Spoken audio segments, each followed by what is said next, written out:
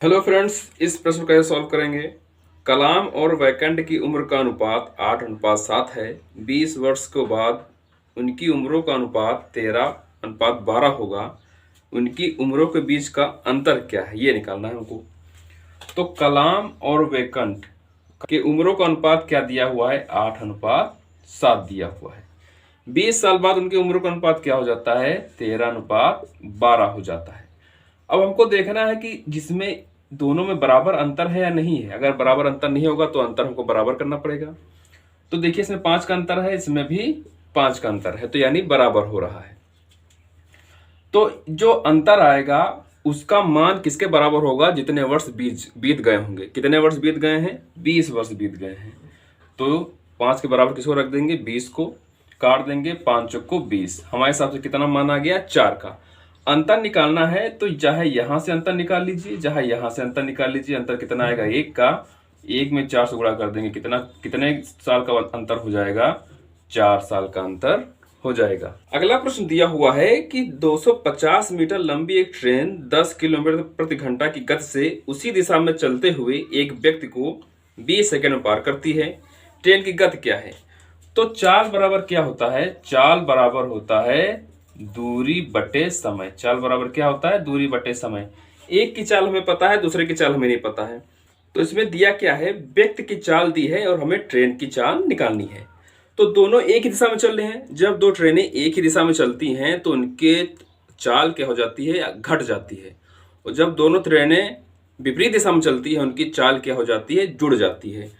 तो हमें ट्रेन की चाल निकालनी है, तो ट्रेन की चाल से व्यक्ति की चाल को माइनस कर देंगे, क्योंकि व्यक्ति और ट्रेन एक ही दिशा में चल रहे हैं। दूरी कितनी दी है, दूरी दी है 250 मीटर और समय कितना दिया है, 20 सेकेंड। तो आंसर किस में आ रहा, पहले ये देखिए। आंसर आ रहा है किलोमीटर प्रति घंटा में। तो ये तो किलोमीटर प्रति घंटा में है, लेकिन ये किस में है, मीटर पर सेकेंड में है। तो मीटर पर सेकेंड को किलोमीटर प्रति घंटा बदलने के लिए क्या करेंगे, 18/5 से गुणा कर देंगे। 0 से 0 कट गया, 5 बचे 25 हो गया, 2 से काटेंगे 9 आ गया। तो 9 बचे 45, 45 हो गया।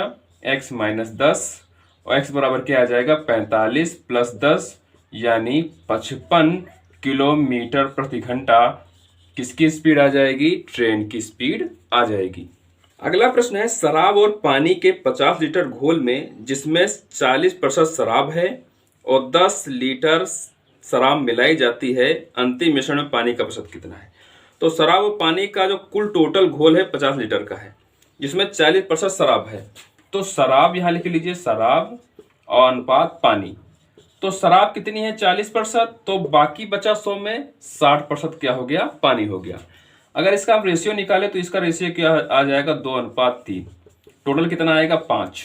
ठीक है, हमारे हिसाब से टोटल कितना है, 5। इनके हिसाब से टोटल कितना है, 50 है। ठीक है, काट देंगे, कितना आएगा, 10।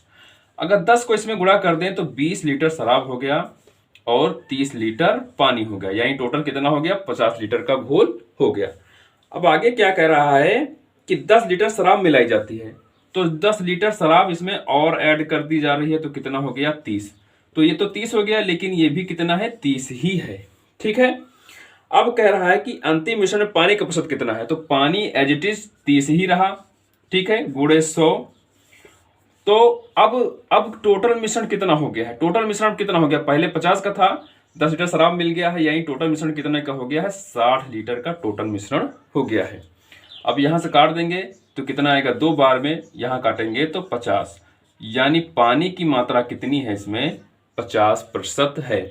यहां से ये भी देख सकते थे कि दोनों बराबर है, यानी 50-50% दोनों का मिश्रण इसमें है। अगला प्रश्न है, राम जिस काम को 8 दिनों में करता है, रावण उसी काम को 10 दिनों में करता है।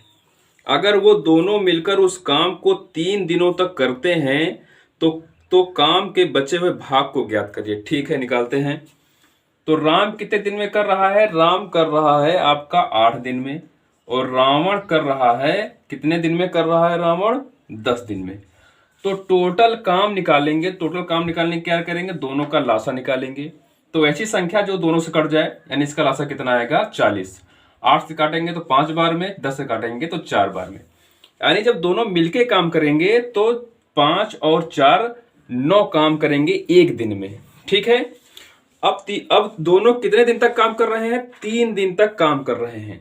यानी 3 गुणे दोनों की कार्य की क्षमता कितनी है, 5 4 9, यानी कितना काम करेंगे, 27 काम करेंगे। किसमें से, टोटल काम में से। टोटल काम कितना है, 40। तो 40 माइनस 27 कितना बचेगा, 13। अब कितना काम बचा है, 13 काम बचा है। कितने में से, 40 में से कितना काम बचा है, 13 काम बचा है। और यही आपका क्या हो जाएगा, आंसर हो जाएगा।